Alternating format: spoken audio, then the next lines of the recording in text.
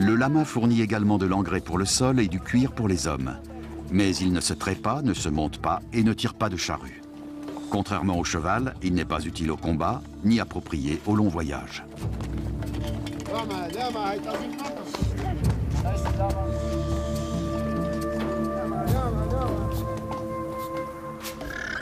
Sa laine, en revanche, est particulièrement précieuse sous le climat froid des Andes. Elle est plus légère, plus épaisse et bien plus chaude que celle du mouton européen.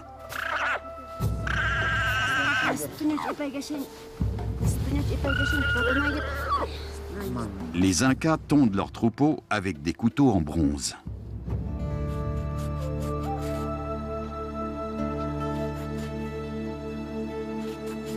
Outre le lama, on ne trouve qu'un seul animal domestiqué dans l'Amérique précolombienne.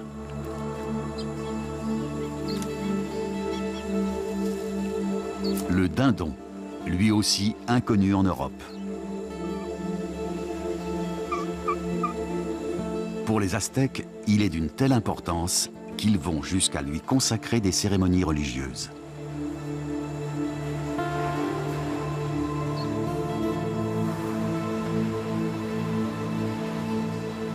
Mais pourquoi y avait-il si peu d'animaux domestiqués en Amérique ? À la fin de la dernière période glaciaire, la mégafaune, c'est-à-dire le bison géant et les grands mammifères, s'est éteinte en Amérique. Il y a probablement deux raisons à cela. D'une part, le climat est devenu beaucoup plus chaud et plus sec, ce qui a détruit la végétation dont ces grands animaux se nourrissaient. D'autre part, leur extinction coïncide avec l'arrivée des premiers chasseurs qui ont traversé le détroit de Bering pour gagner l'Amérique du Nord. Et ces grands animaux étaient très probablement leur gibier favori, parce qu'ils étaient lents et fournissaient beaucoup de viande.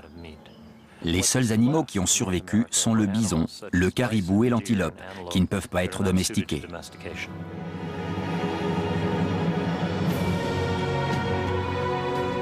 Les espèces animales survivantes ont des ressources en abondance. Et surtout, de l'espace. Des glaciers de l'extrême nord jusqu'à la Terre de Feu au sud, d'immenses troupeaux sillonnent le continent à la recherche de nourriture.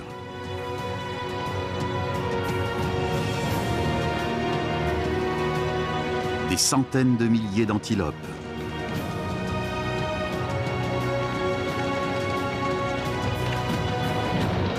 Des millions de caribous.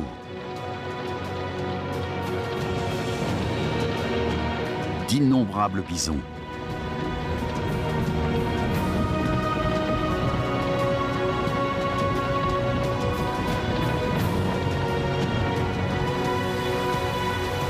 Ici, pas de terre cultivée par l'homme.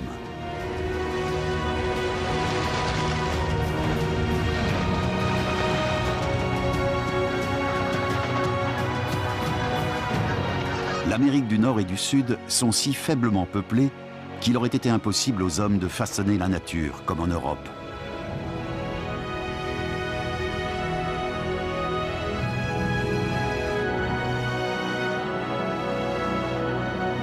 Tous ces animaux ne peuvent pas être domestiqués, mais ils sont chassés par les nombreuses tribus indiennes d'Amérique du Nord.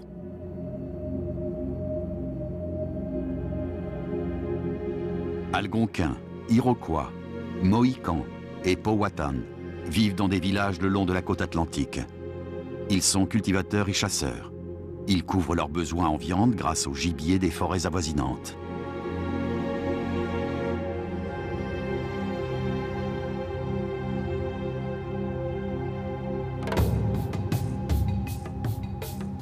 Plus à l'ouest, des tribus indiennes nomades, les Sioux, les Cheyennes, les Blackfoot et les Comanches, vivent de la chasse et de la cueillette.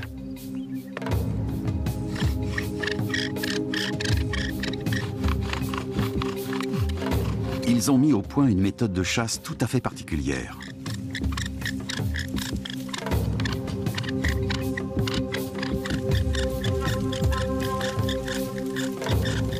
Ils mettent le feu à leur vaste territoire, les Grandes Plaines. Avec ses prairies à perte de vue, cette région s'étend sur plus de 20 millions de kilomètres carrés, du Canada jusqu'au sud du Texas.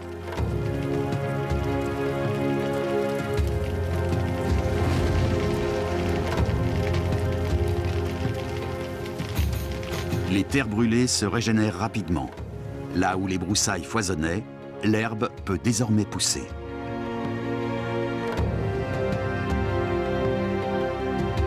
Ces nouveaux pâturages luxuriants attirent les herbivores qui font alors une proie facile pour les Indiens.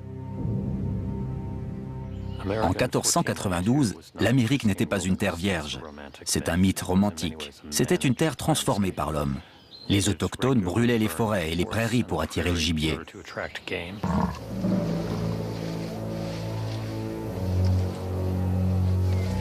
Les Indiens des Grandes Plaines peuvent ainsi s'approcher très facilement du plus grand et du plus dangereux des mammifères américains. Le bison est l'animal le plus important pour l'homme. Il lui fournit viande, cuir et peau pour les vêtements et les tentes. Ses os servent à la fabrication d'outils.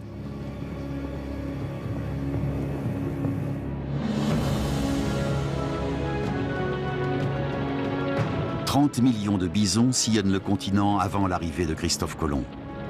Depuis le Montana au nord jusqu'au Texas au sud, la terre tremble sous leurs sabots.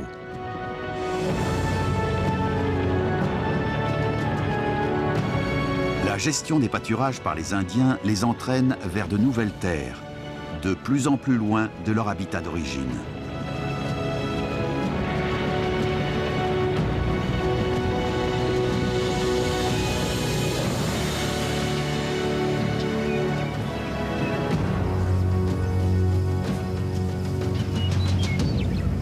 Dans l'Amérique précolombienne, les hommes chassent à pied.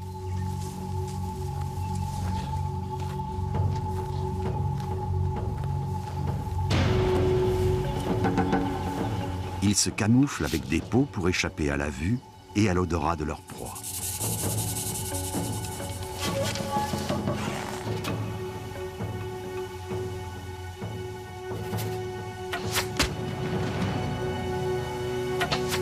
Ils sont munis d'armes en cuir, en os et en bois. La chasse est une activité vitale dans le Nouveau Monde. En Europe, en revanche, c'est un plaisir réservé à une classe privilégiée, la noblesse. On chasse pour la gloire et l'honneur.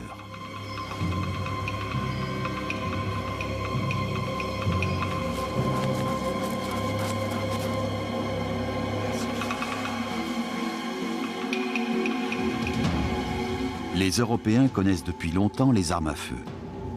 Cependant, pour abattre le gibier, ils utilisent des armes plus chevaleresques. Lances, arcs et flèches.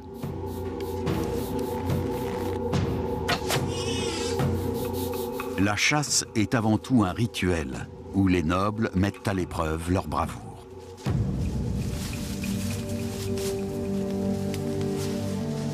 Servir du gibier à table est synonyme de luxe et de prestige.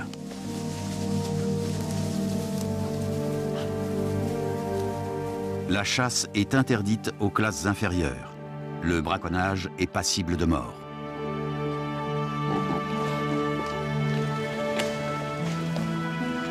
Aussi, les gens modestes ont-ils besoin d'une autre source de protéines animales.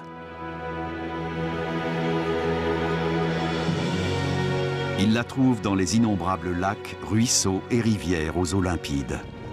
Le poisson est un aliment bon marché, accessible à tous, y compris aux plus pauvres. Le christianisme en favorise la consommation. Plus de 100 jours par an, il est interdit de manger de la viande. C'est pourquoi la demande de poisson est en constante augmentation.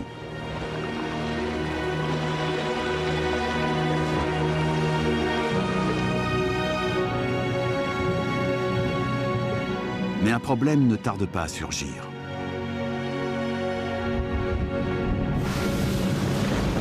Cette ressource apparemment inépuisable menace de se tarir. Pourquoi les stocks de poissons disparaissent-ils ?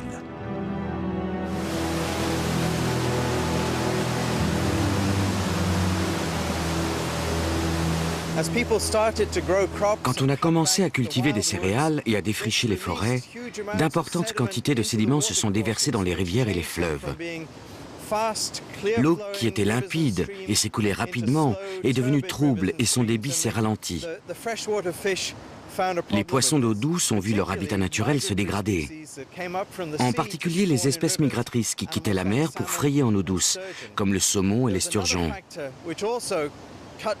Ces poissons étaient confrontés à un autre problème. Les hommes ont construit des barrages, ce qui bloquait leur route de migration. Et les stocks de poissons ont diminué. Les eaux continentales polluées ne peuvent plus couvrir les besoins en poissons. Les hommes se tournent alors vers la pêche en haute mer. Dans les océans, le poisson abonde toujours.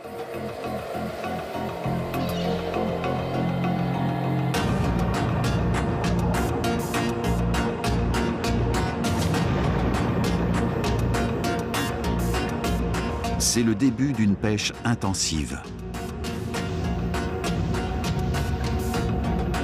Ce sont surtout les cabillots et les harengs qui se prennent dans les mailles des filets. Les prises sont vendues dans toute l'Europe. Ainsi, des milliers de tonnes de poissons de mer séchés sont transportés chaque année entre la Norvège et la Grande-Bretagne.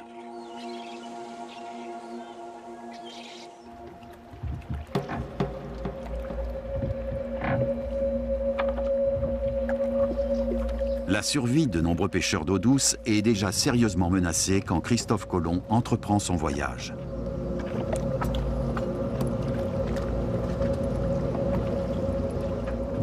Peu à peu, une catastrophe écologique s'amorce.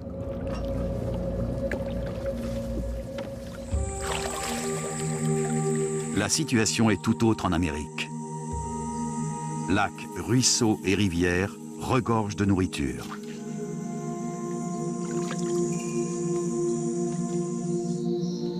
Leurs eaux propres abritent plus de poissons que les hommes ne pourront jamais en manger. Ici, pas d'agriculture, ni de déboisement intensif pour polluer les eaux.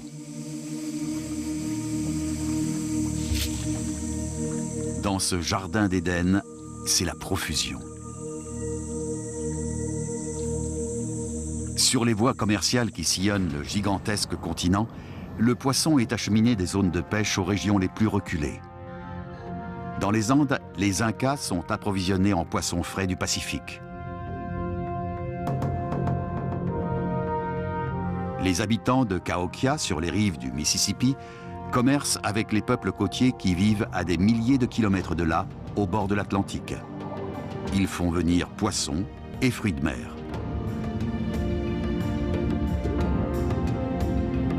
Les océans abritent de nombreuses espèces de poissons et de grands mammifères marins.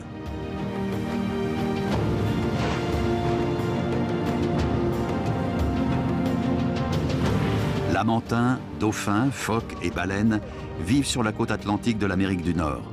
Ils se nourrissent de plancton et d'autres animaux marins.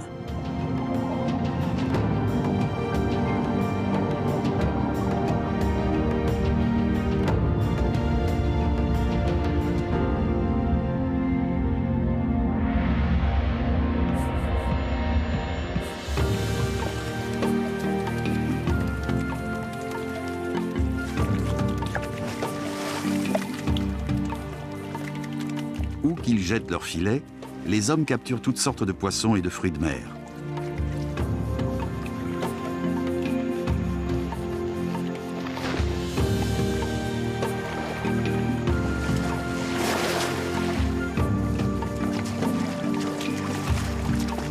Les premiers Européens qui ont foulé le sol américain s'imaginaient dans un pays de cocagne, un continent sans présence humaine.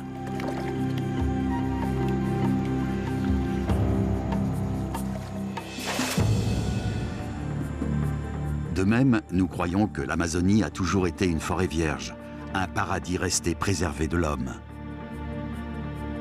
Mais c'est un mythe.